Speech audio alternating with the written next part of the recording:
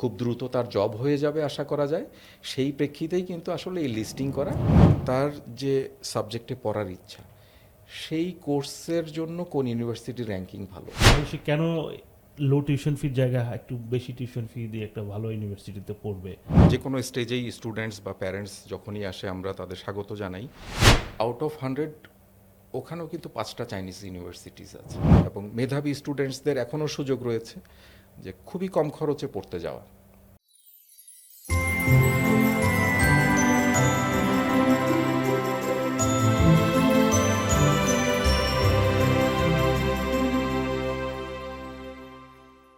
Admission কার্ডে journey to success episode 3-তে স্বাগতম। আজকে আমাদের প্রোগ্রামে আমরা আমন্ত্রণ জানিয়েছি একজন হায়ার এডুকেশন অ্যাডভাইজার। দীর্ঘদিনে তার পথ চলা এবং বিদেশে উচ্চশিক্ষায় তিনি দীর্ঘদিন যাবৎ কাজ করছেন, একজন অভিজ্ঞ পার্সন আমাদের মাঝে আজকে উপস্থিত আছেন হাসান মাহমুদ ভাই। আমরা তার কাছ থেকে তার অভিজ্ঞতা এবং বিদেশে উচ্চশিক্ষা বিষয়ক বিভিন্ন পরামর্শ এবং অভিজ্ঞতার কথা শুনব। ধন্যবাদ জুলহাস ভাই আমাকে আজকের এই চমৎকার আয়োজনে আমন্ত্রণ জানানোর জন্য। আমরা প্রথমে আপনার কাছ থেকে যেটা জানতে চাইব, বর্তমানে বাংলাদেশে এই হায়ার এডুকেশন নিয়ে অবস্থাটা কি? উচ্চশিক্ষা একটা obvious part for passionate and যে কোনো উচ্চাকাঙ্ক্ষী স্টুডেন্টসদের জন্যই। এই higher education, specially international higher education, আমাদের অনেকভাবে উপকৃত করে। যেমন বিভিন্ন আপনি প্রতিষ্ঠান বা মানে প্রতিষ্ঠিত প্রতিষ্ঠান যদি বলেন, বা আমাদের জব সেক্টরেও যদি স্টুডেন্টসরা ফোরকাস্ট করে যে তাদের প্রফেশন তারা কিভাবে ডেভেলপ করবে, প্রফেশনাল লাইফে তারা কিভাবে সফলতা নিয়ে আসবে, তাহলে একটা বিদেশে উচ্চশিক্ষা একটা বড় ভূমিকা রাখে। আপনি দেখবেন ইউনিভার্সিটিতে যারা লেকচারার হিসাবে জয়েন করছেন, কিংবা যে কোনো মাল্টিন্যাশনাল কোম্পানি বা বড় ব্যাংক বা সিমিলার লার্জ কর্পোরেটস, সবখানেই কিছু ফরেন ডিগ্রি হোল্ডার বা ইন্টারন্যাশনাল ডিগ্রি হোল্ডার্স আছে, এবং তারা তাদের উপর কোম্পানির কর্তৃপক্ষেরও একটা এডিশনাল এক্সপেকটেশনও থাকে। আবার তারা ভাইসে ভার্সা একটা ভালো ক্যারিয়ার গ্রোথও এক্সপেক্ট করে, বা তাদের ইউজুয়ালি হয়ে যায়। তো এভাবে আমরা বুঝতে পারি যে একটা ইন্টারন্যাশনাল এডুকেশন বা একটা ইন্টারন্যাশনাল ডিগ্রি একটা স্টুডেন্টসের ক্যারিয়ারে কিভাবে একটা পজিটিভ ইম্প্যাক্ট রাখে। আচ্ছা, সো এটা অবভিয়াসলি হেল্পফুল। আপনারা কি এই বিষয়টা আপনারা যে এটা যে ইম্পর্টেন্ট মানে উচ্চশিক্ষা, এখন আমরা দেখি বাংলাদেশের স্টুডেন্টদের মধ্যে অনেকের মধ্যে এটা প্রবণতাটা আছে যে দেশের বাইরে পড়তে যেতে চায়। এই সংখ্যাটা কেমন আসলে যারা পড়তে যেতে চায়, বা আপনার অভিজ্ঞতায় কি বলে কারা যেতে চায়? ওয়েল, বিদেশে উচ্চশিক্ষায় যেতে আগ্রহী স্টুডেন্টসের সংখ্যা প্রতিনিয়তই বাড়ছে, এবং এটা অতীতেও ছিল, সামনে আরও হবে। মানে এই ট্রেন্ড তাই বলে, এবং এর প্রয়োজনও আছে।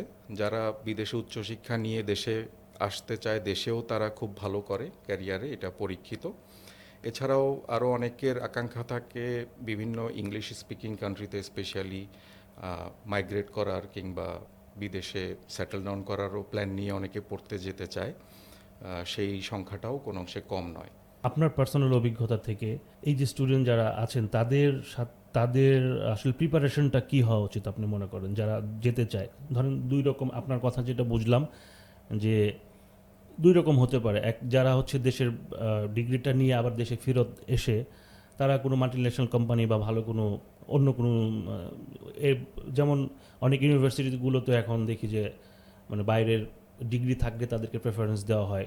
অনেকে এটা করে যে বাইরে থেকে পড়াশোনা করে এসে দেশেই কাজ করে, আবার অনেকে হচ্ছে সেখানে সেটেল হয়। মানে দুইটা বিষয়। তো আপনি আসলে তাদেরকে মানে দুইটা ক্যাটাগরিতে কাদেরকে কি পরামর্শ দেবেন যে আসলে তাদের কি প্রিপারেশন হওয়া উচিত? একজন যখন স্বপ্ন দেখে বা একটা প্ল্যান করে যে সে বিদেশে পড়তে যাবে, তার ফিউচার গোল দেশে এসে সুপ্রতিষ্ঠিত হওয়া হোক, কিংবা বিদেশে সেটেল ডাউনই হোক, আলটিমেটলি তার কিছু এলিজিবিলিটি বা অ্যাকসেপ্টেন্সের জন্য তার কিছু গুণাবলী তার তৈরি করে নিতে হবে। নাম্বার ওয়ান, এটা বিভিন্ন লেভেলে হতে পারে, আন্ডার গ্রাজুয়েট লেভেলে হতে পারে। আন্ডার গ্রাজুয়েট লেভেলে কেউ এসএসসি কমপ্লিট করেও যেতে পারে, SSC or equivalent O level or whatever, HSC বা এ লেভেল ইকুইভ্যালেন্ট কমপ্লিট করেও কেউ যেতে পারে। আবার প্রফেশনালি যারা চিন্তা করে তাদের ক্ষেত্রে দেখা যায় মোস্টলি আন্ডার গ্রাজুয়েট বা ব্যাচেলার্স কমপ্লিট করে তারা হায়ার এডুকেশনে যাওয়ার একটা পরিকল্পনা করে। সেক্ষেত্রে প্রথমত একাডেমিক রেজাল্টের দিকে স্টুডেন্টসদের একটু ফোকাস থাকা উচিত। সেটার জন্য আসলে আমি বলবো একটু সুদূর প্রসারী প্ল্যানই থাকা উচিত। একজন স্টুডেন্ট যখন আন্ডার গ্রাজুয়েট প্রোগ্রামে পড়ছে তার যেন প্রত্যেক বছর রেজাল্ট বা সিজিপিএ স্কোর এটা যাতে ওয়েল মেনটেইনড থাকে, এই ব্যাপারে তার একটু যত্নবান হতে হবে। কারণ আলটিমেটলি ফরেন ইউনিভার্সিটির অ্যাকসেপ্টেন্স প্রাইমারিলি কিন্তু তার একাডেমিক স্কোরের উপরে। এরপর আসছে তার ল্যাঙ্গুয়েজ অ্যাবিলিটি বলতে মোস্টলি আমরা ইংলিশ স্পিকিং কান্ট্রি নিয়ে কাজ করার অভিজ্ঞতা থেকে আমরা বলবো বিভিন্ন ল্যাঙ্গুয়েজ টেস্ট তাদের অ্যাপিয়ার করতে হয় এবং অ্যাটেন্ড করতে হয়। সেই ক্ষেত্রে যেমন আইএলস বা টোফেল বা পিটি, ডুওলিঙ্গো, ওয়াইটিসি in different countries, for different countries different test scores criterias are there. Mostly যেমন আইএলসটা খুব সবচেয়ে বেশি পপুলার। আইএলসের স্কোর, একটা ভালো স্কোর তুলতে হবে। এখন ভালো স্কোরটা কত, এটাও আবার ডিপেন্ড করে বিভিন্ন দেশের ক্ষেত্রে বিভিন্ন রকম এটার রিকোয়ারমেন্টস থাকে। অনেন একটা স্ট্যান্ডার্ড স্কোর আমি বলতে পারি যেমন আইএলসের 6.5 এবং নো ব্যান্ড লেস দেন 6, এটা একটা স্ট্যান্ডার্ড স্কোর যেটা নিয়ে মোটামুটি ওয়ার্ল্ডের যে কোনো দেশে অ্যাপ্লাই করার সুযোগ রয়েছে। হায়ার স্কোর থাকলে ডেফিনেটলি এটা ভ্যালু অ্যাড করে এবং কিছু হাইলি র্যাঙ্কড ইউনিভার্সিটিতে অ্যাপ্লাই করার সুযোগ সৃষ্টি করে দেয় যাদের IELTS score 7 or above or similar স্কোরগুলো এরকম ভালো একটা হয়ে জিনিস আমি থাকে। একটু বলি মাঝখানে, সেটা হলো ধরেন প্রিপারেশন, একজন স্টুডেন্টস মনে করেন একজন স্টুডেন্ট ও চাচ্ছে দেশের বাইরে যাবে, হ্যাঁ চাচ্ছে বলতে তার একটা প্রিপারেশন আবার প্রিপারেশনও আছে মনে হয়, যে প্রথমে মানসিকভাবে সে মনস্থির করলো যে আমি যাব, তারপরে তার একটা কিন্তু একটা জার্নি আছে, একটা এলিজিবিলিটি আপনি যেটা বললেন এই প্রিপারেশনটা, তার মানে তার কিন্তু অনেক আগের থেকে কিছু জিনিস, মানে তার যদি মনে হয় যে আমি দেশের বাইরে যাব কখনো, কিছু জিনিস তার মেনটেন করা উচিত, কিছু যোগ্যতা অর্জন করা উচিত। সুতরাং আপনার Exactly. কথা যেটা বুঝলাম, মানে পাশ করে আসলাম, আমাকে দেশের বাইরে পাঠিয়ে দেন, এটা যেমন কনসালটেন্সির প্রয়োজন আছে, তার আগে আরেকটা পরামর্শের দরকার আছে যে আমি এই যোগ্যতাটা কিভাবে অর্জন করব। আমরা যে কোনো স্টেজেই স্টুডেন্টস বা প্যারেন্টস যখনই আসে আমরা তাদের স্বাগত জানাই এবং আমাদের এখানে ফ্রি কনসালটেন্সির সুযোগও রয়েছে। আমরা বলতে পারেন তার ক্যারিয়ার কনসালটেন্সি বা higher education consultancy all inclusive একটা গাইডলাইন দেওয়ার চেষ্টা করি। যেমন আমি যেই কথাটা বললাম, একাডেমিক একটা ভালো রেজাল্ট যেমন প্রয়োজন আছে, তার ল্যাঙ্গুয়েজ অ্যাবিলিটিটা তৈরি করার প্রয়োজন আছে। এই জন্য সে কিভাবে প্রিপারেশন নিতে পারে, কি ধরনের প্রস্তুতি তার নেওয়া উচিত, এই বিষয়গুলো আমরা ডেফিনেটলি গাইড করে থাকি বা আমাদের বিভিন্ন ভিডিও পোস্টেও হয়তো বা বিভিন্ন সময় বিভিন্ন ইনফরমেশন চলে আসে এই রিলেটেড। এছাড়া সরাসরি আলোচনার সুযোগ তো রয়েছেই। আমি আরেকটা জিনিস একটু বলি, একটু ভিন্ন প্রসঙ্গে যাই। আপনার আসলে এই সেক্টর, মানে আপনি যে হায়ার এডুকেশন অ্যাডভাইজার হিসেবে কাজ করছেন, এর আগে আসলে আপনার এই ক্যারিয়ারে আসার আপনার ইচ্ছা হলো কেন, বা আপনি কিভাবে এখানে কাজ শুরু করলেন আসলে? ওয়েল, আমার আসলে ব্যক্তিগত ক্যারিয়ারের অধিকাংশ কেটেছে আমার ব্যাংকিং ক্যারিয়ারে। দেশে এবং দেশের বাইরেও আমি বিভিন্ন ব্যাংকে কাজ করেছি। এটার একটা আসলে ইম্প্যাক্ট আছে, সেটা আমি বলছি, মানে পজিটিভ। এবং সাবসিকুয়েন্টলি আমি যখন দেশে ব্যাক করি, আমার কিছু বন্ধুদের সাথেই আসলে এই বিজনেস বা এই সার্ভিস ইন্ডাস্ট্রিতে জয়েন করার একটা কাজ বা আগ্রহ দেখা দেয় আমার। এবং শুরু করার পর গ্র্যাজুয়ালি আমার কাছে এটা খুব ভালো লাগে এবং এই এডুকেশন সেক্টরটা ভালো লাগা থেকেই আমার সম্পূর্ণ ফুল টাইম এই বিজনেসে চলে আসা। আরেকটা যেটা আমি বলছিলাম যে ব্যাংকিং অভিজ্ঞতার প্রেক্ষিতে আসলে যে জিনিসটা হয়েছে, যেহেতু আমি ব্যাংকিং সেক্টরে ছিলাম, এই যে এডুকেশন লোন, এটার সাথে এটা জাস্ট আমি সম্পর্কিত করে বলছি আর কি। এই এডুকেশন লোনটা কিন্তু বাংলাদেশে আমরাই প্রথম শুরু করি এবং আমাদের 2024 সাল থেকে প্রথম স্টুডেন্টস এনরোলমেন্ট সাকসেসফুলি আমরা সম্পূর্ণ টিউশন ফি লোন দিয়েও অনেক স্টুডেন্টসদের করতে পেরেছি। যদিও এই সার্ভিসটা মেইনলি ভিসা পরবর্তী অংশের টিউশন ফির জন্য প্রযোজ্য। তারপর কিছু ইউনিভার্সিটি ছিল যারা সম্পূর্ণ টিউশন ফি ভিসার পরে নেয়, সেক্ষেত্রে তারা সম্পূর্ণ টিউশন ফি ভিসার পরে এবং সম্পূর্ণই লোনের মাধ্যমে পেমেন্ট করতে পেরেছে, এবং after scholarship whatever the remaining tuition fees. এবং তাদের যদি আমি টোটাল কস্ট ক্যালকুলেশন করি, বাংলাদেশ থেকে যাওয়ার ক্ষেত্রে খুবই স্বল্প খরচে তারা কানাডা বা ইউএসএ পড়তে যেতে পেরেছে, এবং এটা এখনও সম্ভব। আমি একটা জিনিস এখন একটু জানতে চাই, সেটা হচ্ছে এই যে স্টুডেন্টসের যে অ্যাপ্লিকেশনটা, যে প্রসেসটা, এই প্রসেসটা সবাই আসলে বুঝতে পারে না। হ্যাঁ, কীভাবে কী করতে হয়, বিশেষ করে ডকুমেন্টেশনটা খুব ইম্পর্টেন্ট। কারণ এর আগে আমার শোয়ের এক্সপিরিয়েন্স থেকে বলি আর কি, ডকুমেন্টেশন নিয়ে অনেকে কথা বলেছে যে ডকুমেন্টেশনটা আসলে কিভাবে করতে হয়, কিভাবে অ্যাপ্লাই প্রসেসটা কি, এখানে মিস হয়ে গেলে হয়তো বা ভিসাটা অনেক কিছু ঠিক থাকার পরও জাস্ট একটা ইনফরমেশনের কারণে ভিসাটা বাতিল হয়ে যেতে পারে। তো সেই ক্ষেত্রে ডকুমেন্টেশনের আসলে ইম্পর্টেন্টটা আসলে কি, আপনার দর্শক যদি বলতেন। ওয়েল, এখানে আমি এলিজিবিলিটি রিলেটেড বিষয়টা আরেকটু অংশ অ্যাড করে নেই আগে। যেমন আমি একাডেমিক রেজাল্টের কথা বলেছি, আমি আইএলটিএস স্কোর বা অন্য যে কোনো ল্যাঙ্গুয়েজ টেস্ট স্কোরের কথা বলেছি। এরপরে আরেকটা জিনিস, যেমন জিআরই বা জিম্যাট বা আন্ডার গ্রাজুয়েটের ক্ষেত্রে এসএটি, এই ধরনের টেস্টগুলো রয়েছে, এগুলো আসলে academic test, not the language test. তো এই জাতীয় স্কোরগুলো কিন্তু স্কলারশিপের জন্য যেমন সহযোগিতা করে, একটু হায়ার র্যাঙ্কড ইউনিভার্সিটি যদি কারো অ্যাম্বিশনে থাকে, সেগুলোর এলিজিবিলিটি বা ক্রাইটেরিয়ার জন্য হেল্পফুল হয়ে থাকে। এই প্রসঙ্গটা এখানে এই জন্য নিয়ে আসা যে এগুলো সবগুলোই কিন্তু নির্ধারণ করে একটা স্টুডেন্ট তার সাকসেসের পথে কতখানি সম্ভাবনা সৃষ্টি করবে, বা তার ভিসা সাকসেস রেটটা কতখানি হায়ার পার্সেন্টেজে চলে যাবে। এরপরে আরেকটা যেই জিনিসটা কাজ করে, এটা হচ্ছে স্টুডেন্টসের নিজস্ব বা পার্সোনাল যোগ্যতার বিষয়। এর পরের বিষয়টা হচ্ছে আপনার ভিসা অফিসারকে কনভিন্স করা। প্রাথমিক যে যোগ্যতাগুলোর কথা বললাম, এগুলো হচ্ছে ইউনিভার্সিটির অ্যাডমিশন টিমকে কনভিন্স করার বিষয়। সেকেন্ডলি, অফার লেটার পাওয়ার পরে টিউশন ফি প্রয়োজন হোক বা না হোক, অ্যাডভান্স টিউশন ফি প্রয়োজন হলে দিতে হয়। সেগুলো কমপ্লিট করার পরেও যেটা খুব বেশি অপরিহার্য, সেটা হচ্ছে স্পন্সরশিপ ডকুমেন্টস বা ভিসার একটা মূল যোগ্যতা সেখানেই, যে স্পন্সর কে হতে যাচ্ছে এবং তার ফাইন্যান্সিয়াল ক্যাপাসিটি কি, সেগুলো প্রপারলি তুলে ধরা। সো এই ক্ষেত্রে ডকুমেন্টেশন বলতে মেইনলি তিনটা জিনিস প্রয়োজন হয়। আমি যদি মূলত কানাডা বা অস্ট্রেলিয়ার কথা বলি, এগুলো পুরোই ডকুমেন্ট বেসড। এখানে স্টুডেন্টসদের কোনো ইন্টারভিউ ফেস করতে হয় না ইউজুয়ালি। অস্ট্রেলিয়ার ক্ষেত্রে রেয়ারলি সামটাইম হতে পারে। তো ডকুমেন্ট বেসড যেহেতু, সেই ডকুমেন্ট প্রুফ খুব ইম্পর্ট্যান্ট। এখানে স্পন্সরের তিনটা জিনিস তুলে ধরতে হয়। Number one, properties. এটা বাবা মা, কেউ যদি স্পাউস নিয়ে যায়, শ্বশুর শাশুড়ির প্রপার্টিও এখানে ইনক্লুড হতে পারে। এরপর তার ব্যাংক ব্যালেন্স। ব্যাংক ব্যালেন্সের পরিমাণটা কি হওয়া উচিত? Tuition fee plus living expense plus কিছু ট্রাভেল এক্সপেন্স অ্যাড করা বেটার। এটা একটা ফ্লেক্সিবিলিটি থেকে যায়।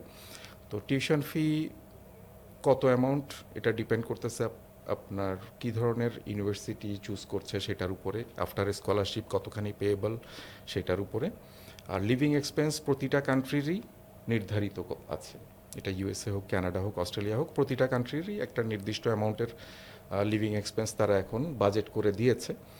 পার্সোনাল সিঙ্গেল স্টুডেন্টের ক্ষেত্রে কত হবে, কেউ স্পাউস নিয়ে গেলে কি হবে, কেউ যদি চাইল্ড সহ যেতে চায় সেক্ষেত্রে কত হবে, ঠিক সেই অনুযায়ী একটা ব্যাংক সলভেন্সিরও প্রয়োজন আছে।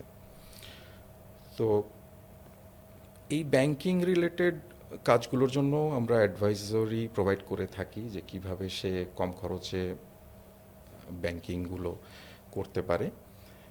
এছাড়া স্পন্সর ইনকাম ডকুমেন্টস, এটাও খুব ইম্পর্ট্যান্ট। কী কী ডকুমেন্টস তার থাকা উচিত? স্পন্সর ইনকামের মধ্যে কোর ইনকাম ডকুমেন্টস খুব ইম্পর্ট্যান্ট। কোর ইনকাম বলতে কি, ইদার স্যালারি অর বিজনেস। এর বাইরে আরও অনেক ইনকাম হতে পারে, রেন্টাল ইনকাম আসতে পারে, এগ্রিকালচারাল ইনকাম আসতে পারে। ইনকাম ডকুমেন্টসগুলো সুন্দরভাবে গুছিয়ে তৈরি করা, এটা আসলে একটা স্কিলের বিষয়। আমি দেখতে পাই যে অনেক স্টুডেন্টসরা এই জায়গাটায় অনেক সময় মিস করে যায় বা ভুল করে ফেলে। করতেই পারে, কারণ স্টুডেন্টসদের সেই অভিজ্ঞতা না থাকাটা অস্বাভাবিক কিছু না। তো এইসব বিবেচনায় হয়তোবা তারা কোনো কনসালটেন্টের পরামর্শের জন্য যেতে পারে। সেক্ষেত্রে অ্যাগেইন ডিপেন্ড করে কোন কনসালটেন্সি প্রতিষ্ঠানে যাবে বা কোথায় সে একটু ইথিক্যাল সার্ভিস পাবে। এই গ্রাউন্ডগুলোতে আমরা চেষ্টা করি যথাসম্ভব স্টুডেন্টসদেরকে সর্বনিম্ন খরচে একটা অ্যাডভাইজরি প্রোভাইড করা, এবং যাতে সর্বনিম্ন খরচে তারা এই কাজগুলো বা এই ডকুমেন্টেশনগুলো করে নিতে পারে। আপনাদের যে ব্যাক হিস্ট্রি যেটা জানতে চাই, আপনারা ইতিমধ্যে কোন কোন দেশের কাজ করেছেন বা স্টুডেন্টদের কোন কোন দেশে যাওয়ার জন্য অ্যাডভাইস দিয়েছেন বা সাকসেস হয়েছেন কত, এবং কোন কোন দেশে আপনারা বর্তমানে কাজ করছেন আসলে স্টুডেন্ট অ্যাডভাইজিং হিসেবে? আমরা মূলত ইংলিশ স্পিকিং কান্ট্রিগুলো নিয়েই কাজ করছি। That is Australia, New Zealand, UK, Ireland, Canada এবং ইউএসএ। এছাড়াও এশিয়ান ডেস্টিনেশন হিসাবে চায়না এবং ইউই, এই দুটো কান্ট্রিতেও আমাদের স্টুডেন্টস রয়েছে। এবং চায়নার বিষয়টা আমি বলবো এরপরে। এটাও একটা বেশ প্রসপেক্টিভ এবং বেশ কম খরচে খুবই উন্নত মানের হায়ার এডুকেশন ডেস্টিনেশন, যেখানে আমাদের স্টুডেন্টসরা অনেকেই যাচ্ছে। তো ইংলিশ স্পিকিং কান্ট্রিগুলো নিয়ে আমরা যেহেতু মূলত কাজ করছি, এর মধ্যে আমরা দেখতে পাই অস্ট্রেলিয়া একটা খুবই ভালো ডেস্টিনেশন, যদিও এখানে কস্টের বাজেটিংটা স্টুডেন্টসদের অনেকের একটু চ্যালেঞ্জের সম্মুখীন হতে হয়, but it's a very good destination এবং ভিসার সাকসেস রেটটা সবচেয়ে বেশি। এরপরে আসি ইউকে, সেখানেও ভিসা সাকসেস রেট খুবই ভালো এবং কম্পারেটিভলি অলমোস্ট সিমিলার কস্টই আমি বলবো অস্ট্রেলিয়ার কাছাকাছি। এখানে একটা সুবিধা হচ্ছে স্পন্সর ইনকাম ডকুমেন্টস নিয়ে কোনো হ্যাসেল নেই এই মুহূর্তে ইউকের ক্ষেত্রে। আর কানাডার প্রেক্ষাপটটা হচ্ছে এখানে সব এলিজিবিলিটি শো করতে হবে along with sponsors income, bank balance, properties, everything, কারণ এই জিনিসগুলো আসলে কান্ট্রি টাইয়ের মধ্যেই পড়ে। অনেকে মনে করে যে শুধু ব্যাংক ব্যালেন্স থাকলেই মনে হয় যথেষ্ট, যে অনেক স্টুডেন্ট আমার কাছে আসছে অন্যান্য বিভিন্ন এজেন্সিতে তারা প্রসেস করে রিফিউজাল হয়ে গেছে আনফর্চুনেটলি, এরকম স্টুডেন্টস কিছু আমি ফেস করেছি। তো সেই অভিজ্ঞতা থেকে বলবো, তারা অনেকে আমাকে এসে বলে যে আমার তো ভাইয়া প্রায় মোর দ্যান 1 crore টাকা ব্যাংক ব্যালেন্স ছিল আমার বাবার, তারপরও ভিসা রিফিউজাল হয়ে গেল। তো আমি যখন তাদের ডকুমেন্টস স্ক্রুটিনি করতে যাই তখন দেখি ইনকাম ডকুমেন্টসটা প্রপারলি অর্গানাইজ ছিল না। ইনকাম ডকুমেন্টস খুবই উইক এবং সেটাই শো করে যে আসলে স্পন্সরের স্ট্রেংথ উইক, এবং ডেফিনেটলি ভিসা হওয়ার মতো ডকুমেন্টেশন সেটা ছিল না। তো এই জাতীয় ব্যাপারগুলো আসলে খুব ইম্পর্টেন্স রাখে।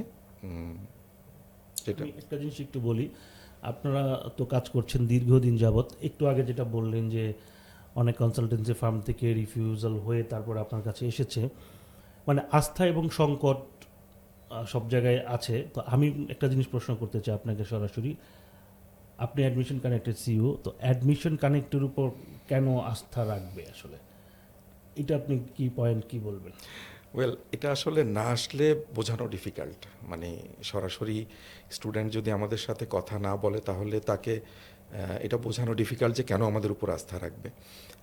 একটা উদাহরণ দিই, যেমন আমরা বিভিন্ন ডেস্টিনেশনে যখন স্টুডেন্টের রিকোয়ারমেন্ট অনুযায়ী বা তার ইচ্ছা অনুযায়ী একটা কনসালটেন্সি বা তাকে পরামর্শ প্রোভাইড করি, সাথে সাথে আমরা কিন্তু তাকে একটা সম্ভাব্য কস্টের বাজেটও দিয়ে দিই, যে তার ইউনিভার্সিটির পিছনে কত খরচ হতে পারে, তার অন্যান্য সমস্ত ব্যাংকিং বা ডকুমেন্টেশনে কী ধরনের খরচ হতে পারে।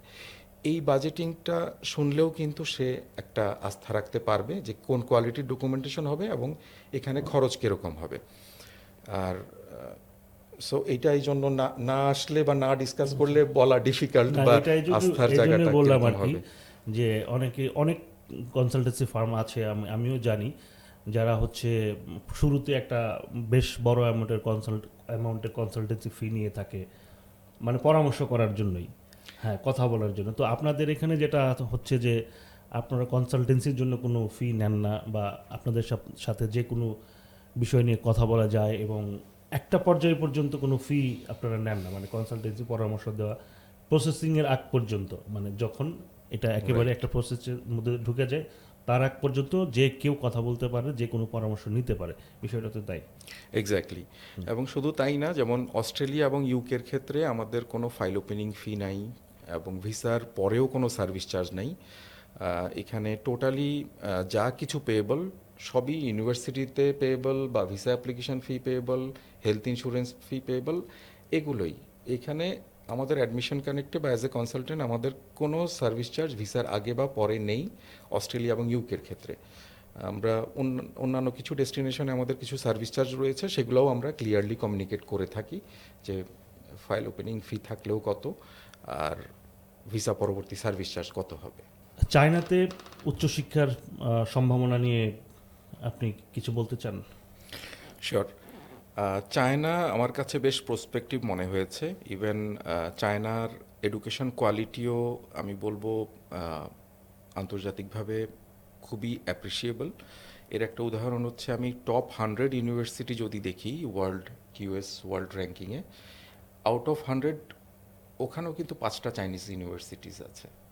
এটাও কিন্তু কম ব্যাপার না। ইভেন ইন 1000 র্যাঙ্কিংয়ে আপনি কাপল অফ চাইনিজ ইউনিভার্সিটিস পাবেন, খুব ভালো ভালো ইউনিভার্সিটিস পাবেন।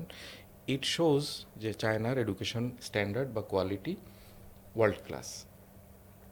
এবং ইংলিশ টট প্রোগ্রাম সি আছে, যেখানে আমাদের দেশের স্টুডেন্টসরাও ভর্তি হতে পারে।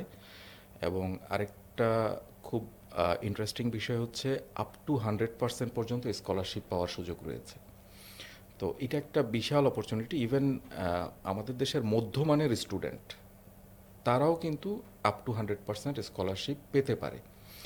এরপরে যদি আদার কস্ট আমি বিবেচনা করি, যে হোস্টেল এবং লিভিং এক্সপেন্স, সেটা আমি বলবো অনেকটা আমাদের বাংলাদেশের সমসাময়িক।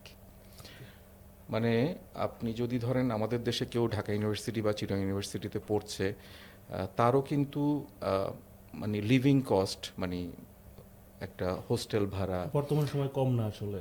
হোস্টেল ভাড়া, খাওয়া দাওয়া, এই খরচগুলো মিলে 1020 কিন্তু খরচ হয়ে যায়। এবং সিমিলার কস্টে কিন্তু চায়নাতেও সম্ভব। আচ্ছা। তো সিমিলার কস্টে যদি লিভিং হয়ে যায় আর এডুকেশন টিউশন ফি যদি একদম ফ্রি হয়ে যায়, তাহলে ওয়াই নট। তো চায়না একটা খুবই ভালো ডেস্টিনেশন এই বিবেচনায়।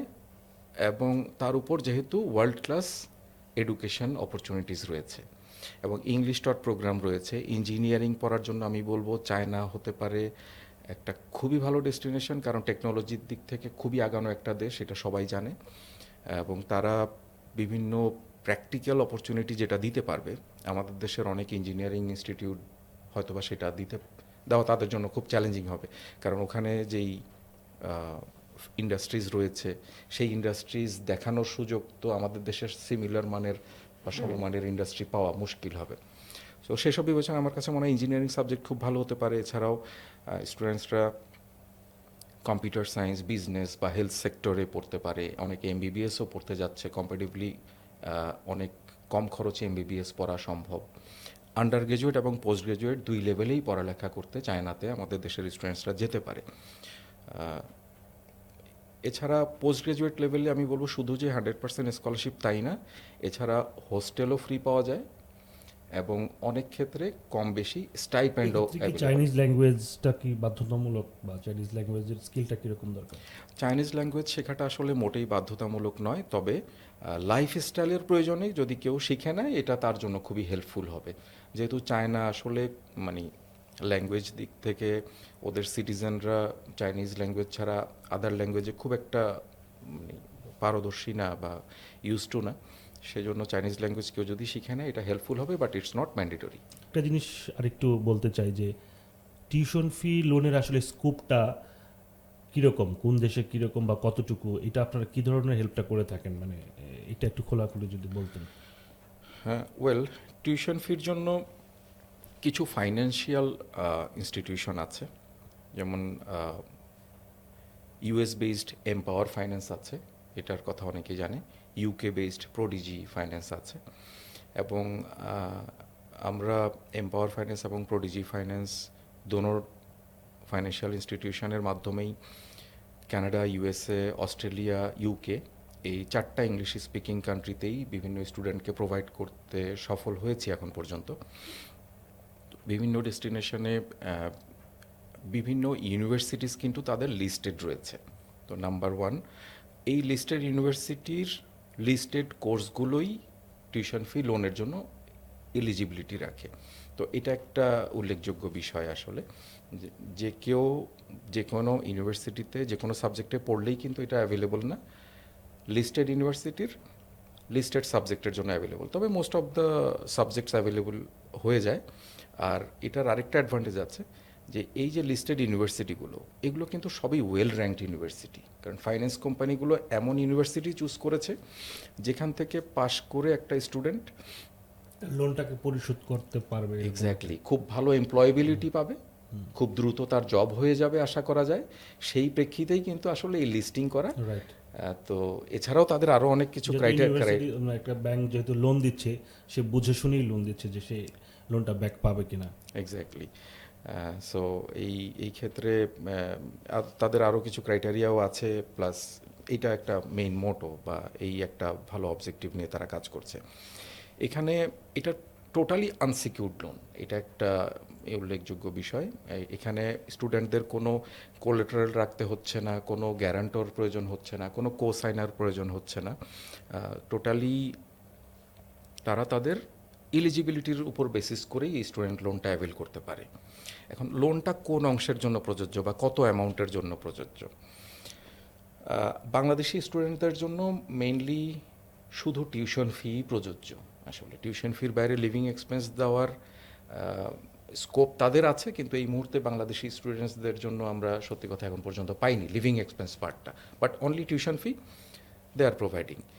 এখানে আরেকটা বিষয়, টিউশন ফি শুধুমাত্র ভিসার পরবর্তী অংশের জন্য। এবং তবে কেউ যদি সেই পার্টিকুলার দেশে অলরেডি অবস্থান করে থাকে, যে সে ওখানে আছেই already, he or she is an অনশোর student, তাহলে কিন্তু এন্টায়ার টিউশন ফি ফাইন্যান্স করা সম্ভব। সো এখন টিউশন ফির কস্টটা কীরকম পড়ে এবং এটার পেমেন্ট নেচারটাও আমি একটু বলি। Interest rate, as I said, এটা যেহেতু একটু আনসিকিউরড লোন, এখানে ইন্টারেস্ট রেটটা কম্পারেটিভলি একটু হায়ার। অ্যারাউন্ড আমরা দেখতে পাই আজকাল প্রায় 16-17% per annum yearly interest rate apply হচ্ছে। 16-17%। আমাদের তো দেশের বিভিন্ন ব্যাংক 14-15-12 এটা দেবে। রাইট। এবং আনসিকিউরড লোন ইভেন আমাদের দেশের ব্যাংকগুলো কিন্তু অ্যারাউন্ড 20%-এর নিচেও দেয় না।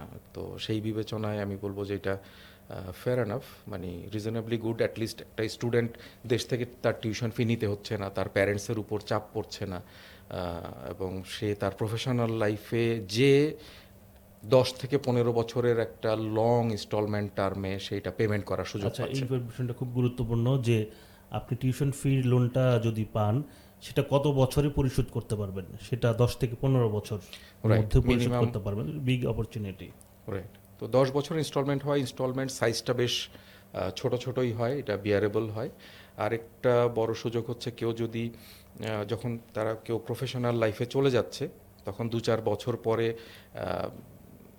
তারা মনে করতে পারে যে এই লোনটার সে এখন প্রি সেটেলমেন্টে যেতে পারে, তার যথেষ্ট সেভিংস আছে, কিংবা আরও লোয়ার কস্টে তার ফান্ড অ্যারেঞ্জ করার ক্যাপাসিটি আছে, তখন সে ওই লোনটা সম্পূর্ণ পরিশোধ করেও দিতে পারে। মানে একবারে পরিশোধ করে দেওয়া যায়, সুযোগ আছে। এক্স্যাক্টলি। রিমেনিং আউটস্ট্যান্ডিং সে ক্লোজ করে দিল তাকে, যাতে তার এই হায়ার ইন্টারেস্ট রেটটা আর বেয়ার করতে হলো না। এবং এখানে আরেকটা প্রশ্ন আমরা স্টুডেন্টসদের থেকে পাই যে কেউ হয়তো বা কানাডায় যাচ্ছে পড়তে বা ইউকে পড়তে যাচ্ছে, what if he lives that country, তারপরে কি হবে? তো এটা ইন্টারন্যাশনাল লোন, এবং এটা আপনি দুনিয়ার যেখানেই থাকেন সেখান থেকেই পেমেন্ট করা সম্ভব। কারণ ফাইন্যান্স কোম্পানি যেই আপনাকে ফাইন্যান্স করছে, সে আপনাকে তার একটা ব্যাঙ্ক ডিটেলস জানিয়ে দিবে। সেই ব্যাঙ্ক ডিটেলস অনুযায়ী, সেই ব্যাঙ্ক ডিটেলসে আপনার ইনস্টলমেন্ট সাইজ যেটাই নির্ধারণ করা থাকবে, আপনি মাসে মাসে এটা পেমেন্ট করে যেতে হবে। তো এটার ওয়ার্ল্ডের যে কোনো প্লেস থেকে এই পেমেন্টটা রিপেমেন্টটা করে যাওয়া সম্ভব। আচ্ছা, আমি একটা জিনিস, এখন যারা দেশের বাইরে যেতে চাচ্ছেন উচ্চশিক্ষার জন্য, তাদের জন্য আপনি এই মুহূর্তে কি অ্যাডভাইস দিবেন আমাদের শোতে? ওয়েল, আমি বলবো স্টুডেন্টদের প্রত্যেকেরই তার নিজের মানে নিজের কোয়ালিফিকেশনের উপর একটু যত্নবান হওয়া উচিত।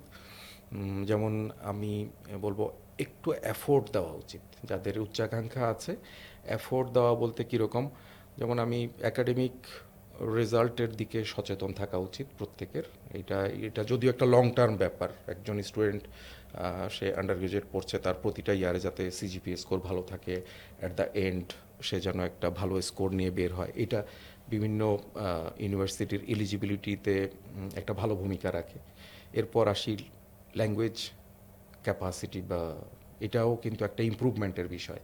এটাও একটা স্টুডেন্ট যদি তার স্টুডেন্ট লাইফ থেকেই প্র্যাকটিসে রাখে, তার ইংলিশের চর্চাটা একটু বাড়িয়ে দেয়, ইংলিশ প্র্যাকটিসের মধ্যে নিয়ে আসে, তাতেও তার ল্যাঙ্গুয়েজ টেস্ট স্কোরগুলো ভালো হতে পারে। এখানে পাশাপাশি আরেকটা জিনিস বলে রাখি, যে যেমন এমওআই সার্টিফিকেট বা মিডিয়াম অফ ইনস্ট্রাকশন ইউনিভার্সিটিতে মোস্টলি আমাদের ইংলিশেই হয়ে থাকে। সেই এমওআই সার্টিফিকেট দিয়েও অনেকে অ্যাপ্লাই করতে চায় এবং এটা করা সম্ভব। বাট ইভেনচুয়ালি ইংলিশ ক্যাপাসিটি তো মাস্ট।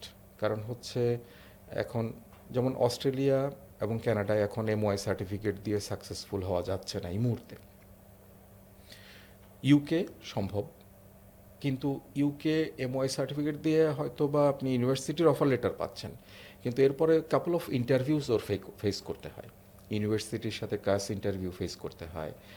ভিসা অ্যাপ্লিকেশন করার পরে ইমিগ্রেশন অফিসারের সাথেও তার ইন্টারভিউ ফেস করতে হয়, ইউকে ভিআই ইন্টারভিউ যেটা আমরা বলে থাকি। সো এই ইন্টারভিউগুলো ফেস করার জন্য কিন্তু একটা স্টুডেন্টের ক্যাপাসিটির প্রয়োজন আছে। তার স্পিকিং এবং লিসেনিং স্কিল ভালো না হলেও কিন্তু ভিসা রিফিউজাল হয়ে যেতে পারে। সো সেই জন্য এই বিষয়ে যত্নবান হওয়াটা খুব ইম্পর্ট্যান্ট। আমি বলবো যে এই জায়গাটা একটু যাতে স্টুডেন্টরা এফোর্ট দেয়। বাকি ফাইন্যান্সিয়াল বিষয়গুলো অ্যাগেইন এটা তো ভ্যারি করে, এবং মেধাবী স্টুডেন্টসদের এখনও সুযোগ রয়েছে যে খুবই কম খরচে পড়তে যাওয়া। আসলে এই পার্টটা আমি আমাদের মনে হয় বলা হয়নি। আমি যেমন কিছু জিনিস তুলে ধরি, যেমন খুবই ভালো স্কোর যাদের আছে, খুব ভালো স্কোর বলতে আমি কোনটা ধরবো, বলা যায় সিজিপিএ 3.3 অ্যাবভ আর 3.5 অ্যাবভ যাদের আছে, ভালো আউট অফ 4-এ। সো তারা কিন্তু বলা যায় যে ওয়ার্ল্ডের অলমোস্ট অল ইউনিভার্সিটিতে অ্যাপ্লাই করার যোগ্যতা রাখে। সাথে তার প্রয়োজন হয় একটা ভালো ল্যাঙ্গুয়েজ টেস্ট স্কোর, সাথে ভ্যালু অ্যাড করতে পারে তার জিআরই বা জিম্যাট স্কোর। তো এই জিআরই বা জিম্যাট এগুলো যদিও ম্যান্ডেটরি না অধিকাংশ ক্ষেত্রেই। তো এই ভালো স্কোরার যারা আছে তারা খুব ভালো ইউনিভার্সিটিতে যেমন অ্যাপ্লাই করতে পারে, ওয়ার্ল্ড র্যাঙ্কড ইউনিভার্সিটিগুলোতে অ্যাপ্লাই করতে পারে, এবং এটা কিন্তু তার ভিসার সাকসেস রেটটাও শুধু বাড়ায় না, তাকে অনেক কম খরচে পড়ার সুযোগও এনে দেয়। আমি একটা জিনিস বলি, হাসান মাহমুদ ভাইয়ের অনেক কথা শুনে যেটা আমি বুঝলাম, মানে তিনি এবং তার প্রতিষ্ঠান যে অ্যাপ্রোচে কথা বলেন, সেটা হয়তো আমি অন্য জায়গায় আপনার পান কিনে জানি না। মানে উনি যে অ্যাডভাইসটাই করেছেন যে আপনি এখানে আসলেই আমরা জাদুর মতো দেশের বাইরে পাঠিয়ে দিচ্ছি বা উচ্চশিক্ষার জন্য হয়ে যাচ্ছে, বিষয়টা এটা নয়। আর লজিক্যালি আপনার কি দরকার, আসলে কি কি প্রসেস মেনটেন করে আসতে হবে, সেই অ্যাডভাইসগুলো কিন্তু উনি, মানে এটা কোনো ম্যাজিক না আসলে। এটা হচ্ছে অবশ্যই আপনার কিছু যোগ্যতা অর্জন করতে হবে, এবং বাকিটার যে প্রসেসটা, সেই প্রসেসের বিষয়ে ওনারা হেল্প করে থাকেন। সুতরাং এইটা ম্যাজিক্যালি কেউ চলে যাবে বা করে দিবে, মানে হয়তো বা অনেকে এরকম বলে থাকে, সে কোথাও গিয়ে যদি কেউ রিফিউজাল হয়ে থাকেন, সেটার দায় দায়িত্ব সবাইকে আমরা আবার যাতে না দিই। কারণ আমরা তার সাথে কথা বলে মনে হয় নাই যে উনি আহ্বান করছেন যে আপনারা আমার প্রতিষ্ঠানে আসেন বা এখানে আসলে ম্যাজিক্যালি একটা কিছু হয়ে যাবে, বিষয়টা এরকম না। সো এর লজিক্যালি আমরা তার প্রত্যেকটা ধাপ সম্পর্কে উনি আমাদের সাথে বিস্তারিত কথা বললেন। সো আস্থার জায়গা তো সেটাই। অনেককে আমরা জানি, অনেক স্টুডেন্ট সম্পর্কে আমরা তথ্য পাই বা আমাদের সাথে অনেকে আলোচনা করে থাকেন আশেপাশের, যে লো টিউশন ফি তে কোন দেশে যাওয়া যায়, বা অনেকে অনেক পরামর্শ করে থাকেন বা এটা খুঁজে থাকেন। আমি অনেকেই বলতে শুনি যে লো টিউশন ফিতে কোন দেশে যাওয়া যাবে। এই যে লো টিউশন ফির ব্যাপারটা, আসলে লো টিউশন ফি আর হায়ার টিউশন ফি, এই দুইটার আসলে ভ্যালুয়েবল পার্থক্যটা কোন জায়গায়? লো টিউশন ফি হলে ইউনিভার্সিটি ফ্যাসিলিটিস কী হবে, বা হায়ার আরেকটু বেশি টিউশন ফি হলে ওইটার ফ্যাসিলিটি কী হবে? এই দুইটা সম্পর্কে আপনি যদি একটু বিস্তারিত বলতেন আর কি। টিউশন ফি রেঞ্জটা আমি একটা এভারেজ রেঞ্জ বলি আগে, যেমন আমরা বিভিন্ন ইংলিশ স্পিকিং কান্ট্রিজগুলোতে দেখতে পাই টিউশন ফি অ্যারাউন্ড বাংলাদেশি টাকার ইকুইভ্যালেন্ট যদি বলি অ্যারাউন্ড 20 লাখ থেকে 25 লাখ টাকা, এই রেঞ্জের মধ্যে অধিকাংশ ইউনিভার্সিটি টিউশন ফিগুলো হয়ে থাকে। অ্যাগেন কোনো কোনো ইউনিভার্সিটি টিউশন ফি আরও অনেক বেশি হয়ে থাকে, কারো খুব রেয়ারলি কিছু ইউনিভার্সিটি আছে বা ইনস্টিটিউট আছে যেগুলো এর চেয়েও বেশ কিছু কম অ্যামাউন্টের মধ্যেও অ্যাভেলেবল আছে। এখন এগুলো অনেক কিছুর উপরই ভ্যারি করে, ইউনিভার্সিটি বা ইনস্টিটিউশনের লেভেল বা তাদের র্যাঙ্কিং, তাদের স্ট্যান্ডার্ড, সব কিছুর আমি উপরই। একটা জিনিস একটু, আমি স্টুডেন্টদের মনে হয় এই বক্তব্যটা থাকবে যে আমি ইউকেতে যদি যেতে চাই, আমি কোনো, অনেকেই পড়াশোনা করতে আসলে যায় না, অনেকেই হচ্ছে যে ওখানে সেটেলমেন্ট হওয়ার জন্য যায়। সো এখানে লো টিউশন ফি ইউনিভার্সিটি সম্ভবত অনেকে এই কারণে খুঁজে থাকেন। তো সেই ক্ষেত্রে অপরচুনিটিটাও নিশ্চয়ই কম, মানে ওখানে সেটেলমেন্ট হওয়ার ক্ষেত্রে লো টিউশন ফিতে আমি একটা দেশে গেলাম, তারপরে আমি একটা কিছু করলাম, হয়তো মনে এরকম থাকতে পারে। সেক্ষেত্রে তাহলে সে কেন লো টিউশন ফির জায়গায় একটু বেশি টিউশন ফি দিয়ে একটা ভালো ইউনিভার্সিটিতে পড়বে, যারা স্পেসিফিক এই ইন্টেনশনে যায় আর কি, মানে ওখানে সেটেল হবে তাদের জন্য? ওয়েল, সেটেল হওয়ার টেন্ডেন্সি নিয়েও যদি কেউ যায়, তারপরেও তার একটা ক্যারিয়ার প্ল্যান থাকে বা থাকতে পারে বা থাকা উচিত। সেই ক্ষেত্রে ইউনিভার্সিটি সিলেকশন একটা বড় ভূমিকা রাখে। আমরা যখন স্টুডেন্টদেরকে গাইড করি বা কনসালটেন্সি করি, তার এই উইশটা বুঝে নেই যে তার ফাইন্যান্সিয়াল ক্যাপাসিটির পাশাপাশি তার ক্যারিয়ারের জন্য কি ভালো হবে। সে লো কস্ট টিউশন ফিতে ডেফিনেটলি যেতে পারে। UK around £12,000 yearly tuition fee যেমন অ্যাভেলেবল আছে অনেক স্কুল, আবার একটু ওয়েল র্যাঙ্কডগুলো 18-20 হাজার, ইভেন মোর টিউশন ফির স্কুল অনেক রয়েছে। তো এখন সার্টিফিকেট ভ্যালু একটা, এটা একটা বড় ভূমিকা রাখে। যেমন একটা ভালো ইউনিভার্সিটির সার্টিফিকেশন তার ক্যারিয়ার বদলে দিতে পারে। সেজন্য একজন স্টুডেন্টকে খুব ভালো করে চিন্তা করতে হবে what is his or her career plan বা অবজেক্টিভ। শুধু সেটেল করলেই তো হলো না, মানে একটা ভালো অপরচুনিটি নিয়ে তো সে সেটেল ডাউন করতে পারে। তো সেই বিবেচনায় তার উচিত একটা ভালো ইনস্টিটিউট চুজ করা, ভালো স্কুল চুজ করা, এটা একটা ইম্পর্টেন্ট বিষয়। আচ্ছা, এটা আমি একটু একটু বলি যে তার মানেটা হচ্ছে আপনি যদি সেটেলমেন্টের জন্য কেউ যেখানে সেখানে যায়, তার পরবর্তীতে আপনার একটা লাইফ ওখানে আপনার কাটাতে হবে, লাইফটা স্পেন্ড করার জন্য নিশ্চয়ই আপনি ভালো কিছু করতে চাইবেন সেখানে। তো ভালো কিছু করতে চাইলে ক্যারিয়ারে নিশ্চয়ই ওখানে ওই লো টিউশন ফি ইউনিভার্সিটির যে সার্টিফিকেট ভ্যালু বা আরেকটু যারা ভালো university tuition fee certificate value এক না, অর্থাৎ এই ভ্যালুটা আপনাকে ওখানে সেটেলমেন্টের জন্য অনেক হেল্প করবে, আপনার সার্টিফিকেটটা। এক্স্যাক্টলি। সো সেটা একটা বড় ভূমিকা রাখে, কারণ এমন অনেক স্কুল আছে, অনেক স্কুল বলতে যে কোনো, আমি সব ইউনিভার্সিটি ইনস্টিটিউট সবই ইনক্লুড করছি, যেখানে আপনার তাদের জব ফেয়ার হয়, তাদের সাথে বিভিন্ন কর্পোরেটের ভালো অ্যালায়েন্স আছে, কোলাবোরেশন আছে, এবং অনেক ইউনিভার্সিটি আছে যেখানে একটা স্টুডেন্ট পাশ করে যাওয়ার আগেই তার জব অফার চলে আসে। বিভিন্ন মানে অর্গানাইজেশন ইউনিভার্সিটিতে চলে আসে স্টুডেন্ট রিক্রুটমেন্ট করার জন্য বা তার হবু এমপ্লয়ি রিক্রুটমেন্ট করার জন্য। So it matters. তো এগেইন, তো এগুলো সব বিবেচনাই এখানে ডিফারেন্সটা ক্রিয়েট হয়। আর কম খরচে পড়তে চাইলে লো কস্ট ইনস্টিটিউটস তো রয়েছেই, সেটা তো যে কেউ যেতেই পারে। তো এখানে শুধু কস্ট বিবেচ্য বিষয় না, একটা লেভেল অফ ইনস্টিটিউশন বা র্যাঙ্ক অফ ইনস্টিটিউশন।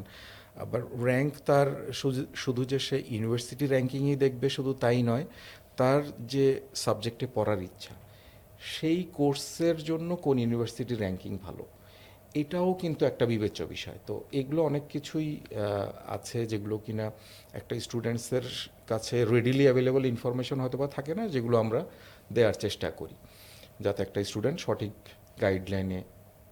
সঠিক গাইডলাইন পেয়ে থাকে বা পায় তাদের সাকসেসের পথে। আর কস্ট আসলে আমি আরেকটা জিনিস বলতে চাই যে একটা কোয়ালিটিফুল স্টুডেন্টের জন্য আসলে অ্যাফোর্ডেবিলিটি খুব একটা বড় চ্যালেঞ্জ না। যেমন আমি যেটা বললাম, স্কলারশিপ যাই পায়, এরপরে অনেক ইউনিভার্সিটি আছে যে ভ্যারি লো টিউশন ডিপোজিটে কিংবা একেবারেই জিরো টিউশন ডিপোজিটেও যেতে পারে, বাকি অংশ সে টিউশন ফি লোন থেকে পেমেন্ট করতে পারে। সেই ক্ষেত্রে কিন্তু টিউশন ফির খরচ যখন থাকে না, একটা স্টুডেন্টের আর খরচ কি থাকে, মানে তার ভিসা অ্যাপ্লিকেশন ফি, তার ট্রাভেল